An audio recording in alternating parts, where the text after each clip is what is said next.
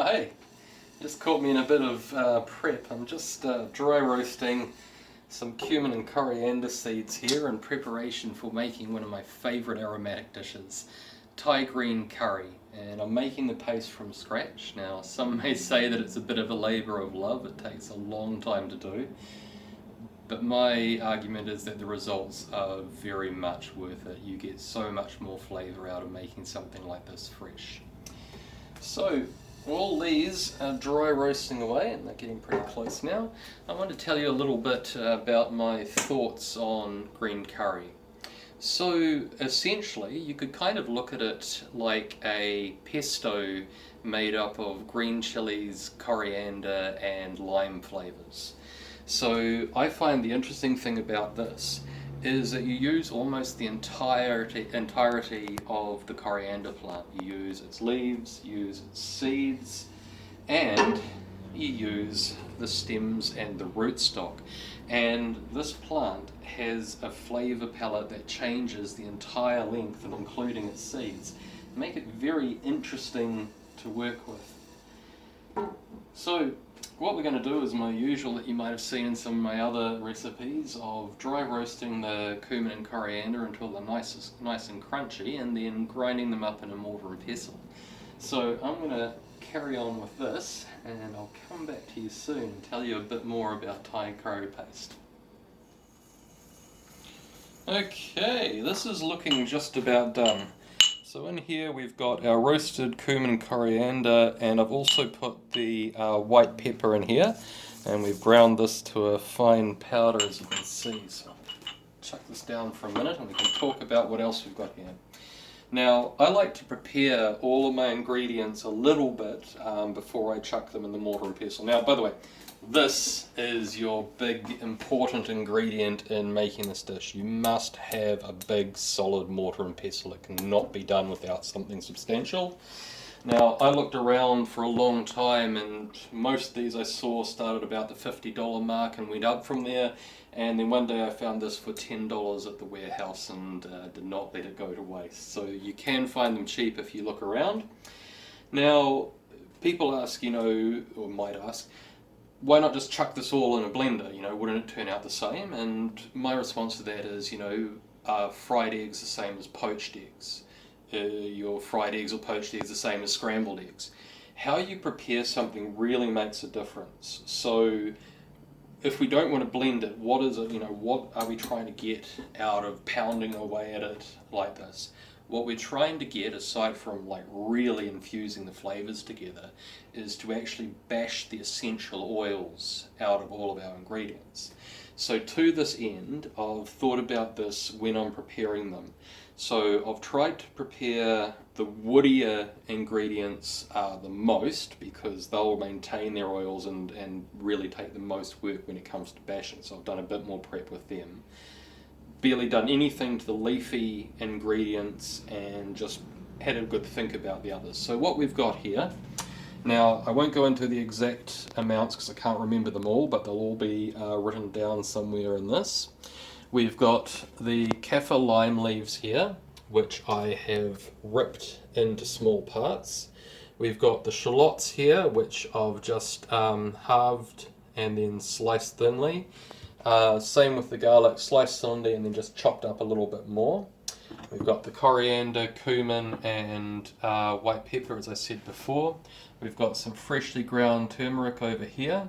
We've got the coriander roots and stalks, which I've chopped up here. We've got our cayenne and small Thai chilies.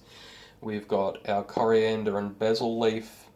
Here is the rind and zest of one lime, and we've got the juice of the lime over here. We have a small amount of ginger, about an inch, which will make about a tablespoon or slightly less. We want about at least double that of galangal, and this is 2 stems which I've peeled the outer layer of lemongrass.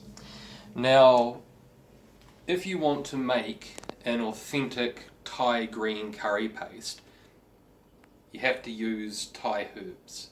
Now, while we can get a vast majority of them here, especially at our Asian supermarkets, you can't get them all. So I like to think that this is my creation, my work of art. Oh, I've got one important thing. Now that I'm pescatarian, I'm going to try making this with some shrimp paste powder. For the first time, I've been told it is a very unique thing and that I've been missing out making my vegan version. So, getting back to substituting, you want to remember that your key flavours that you need to get through this, if you want it to be anything like a Thai green curry, are green chilies, coriander, and lime flavours coming through. So I couldn't find the little knobbly limes that you're meant to use, so I substituted just a New Zealand lime. I did manage to find the kaffir lime leaves. Some of the ingredients, I don't actually know if they're what they say they are. I've used what they said were hot, small Thai chilies. They're meant to be bird's eye chilies, I believe, and they looked a little bit too big, but I'm sure it's all going to come together in the end. I do recommend, wherever possible, like I did with the coriander and the turmeric, try to use fresh ingredients and grind and pound them yourself. It will all add to the flavour of this. Alright, so the next thing is, what order do you do this in? So really, it all has to be put together and pounded. So at the end of the day, as long as it all ends up in here and all ends up getting smashed into small bits, you've done the job properly. But I would recommend starting out with the woodier ingredients, so the roots of the coriander, the lemongrass and the chili, and probably the shallots and garlic, the kaffir lime leaves. Chuck all those things in first, little bits at a time, mash them down, and leave the greens, which will turn to next to nothing, till the end, along with your powders, which I've already ground up, so they don't need any more grinding, they just need to be incorporated. You've got your lime juice over there. Just if it starts getting a little bit dry, add a little bit of lime juice and just keep on stirring it through. And the very last thing that you want to add is your shrimp paste powder. Now, especially if you're making a double batch or making some to store, don't add your shrimp paste powder. That can be added just before you want to cook with it. It will start the whole thing fermenting, which you want, but it will also mean that it won't last particularly long. So add it just before you want to do the cooking. Anyway, this is going to take a while, so I'm going to get on with pounding these ingredients into oblivion, and we'll catch up with you later. Okay, so we've just added the last of the ingredients with the exception of the shrimp paste and the lime juice, and this is what it's starting to look like now. So this is about 20 minutes in. You can see I've just added the leafy greens, but the rest of this is starting to look more and more like a paste. This is what you want to be going for. So we'll come back to you probably in about another half an hour and show you how it's going then.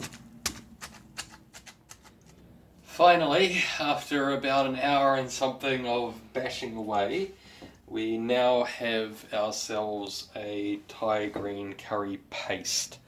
As you can see, the texture here is pretty much exactly what you want. We've added our little bit of lemon juice. Now, as you can see, there are still a few pieces of the kaffir lime leaf and stuff in there, but all of the other vegetable matter has been reduced down into fine particles and all of its oils released.